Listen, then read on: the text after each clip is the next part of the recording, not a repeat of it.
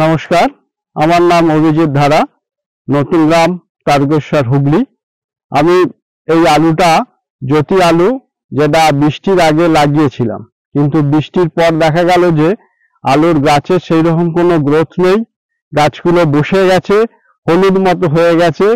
তখন এই দাদাদের সব পরামর্শে আমি এই ন্যানো গোমর ডিএপি 30 দিনের মাথা স্প্রে করি এবং তাতে করে দেখা যায় যে আমার ইউরিয়া বা চাপান সারের পরিমাণ কম লেগেছে।